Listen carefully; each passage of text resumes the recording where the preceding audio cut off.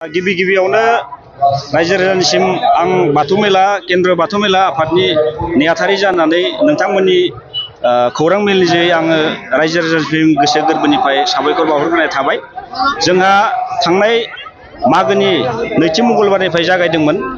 बे गिबि सानखालिनो जोङो नोंथांमोननि मिडियानि दारै जोङो रायजो राजाफोरखौ गोसो गोरबोजों खावलायहरदोंमोन जे जोंनि बे 10 साननि फुजा खुंफुंनायाव जे रायजो राजाफ्रा जोंखौ लैहोर लैहोर फैनानै जेन हेफाजाब होफैयो। दिनै जोङो बे फिथाइखौ मोनफुंनो हादों। बेनिखायनो आङो फिन खेबसेबाव रायजो राजानिसिम आंनि गोसो गोरबोनिफ्राय कमिटिनि जानानै आङो साबायखर बावहरग्रोनाय जाबाय। आरो बे लेखायैनो रायजो राजाफ्रा दिनैनि फैयै फैयै जिथु जोबथि सान, बे जोबथि सानाव जों बुंख'नो हायि सानस'नो हायि ओरैबायदि रायजो राजाफ्रा बेयाव लोब लोब फैनानै जोंनि बे बाथौ सान फालिनायखौ बाहागो लाफैदों। बेनि थाखाय जोङो दिनै बुंनानै फोजोबनो हाया।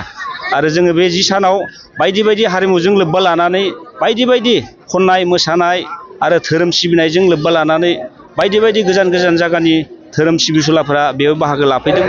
आरो बेबायदिनो दिनै फैयै फैयै जोबनायाव जोङो जोंनि आफादनिफ्रायनो जों मोनसे बिराद गिदिर मोनसे लाकि कुपन द्र' लटारि बेखौ लाखिनाय जादों। बेखौ जों दान्दिसे समनि उनाव जोङो गासै नोंथांमोननि मिडियाखौ लानानै रायजो राजानि गेजेरावनो जोङो सैथो भाबै बे खेलाखौ जोङो जाफुंलांहोगोन।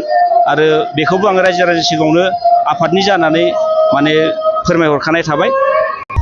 आं रायजो राजानिसिम बेखौनो खावलायखाबावगोन जे जोंनि स्पेसियेलि बर' सुबुंफ्रा जिथु जोंनि बाथौ धोरोमा जोंनि जाथिनि मोनसे गुबै धोरोम, बे धोरोमखौ लोब्बा लानानै जेन देग्लाय बोसोराव जोंखौ जिबायदि दुखु खस्थ' बायदिसिना खामानि बेस्थ'नि गेजेरजोंब्लाबो जोंनि फुजा खुंफुंनायखौ हेफाजाब होदों, जेन फैगौ बोसोरावबो बेबायदिनो जोंखौ जेन हेफाजाब होबावो। आं बेखौनो फैगौ बोसोरनि थाखाय आं गिबियावनो बोसोरसेनि सिगां रायजो राजाफोरखौ गोसो गोरबोनिफ्राय खावलायहरखाबावबाय।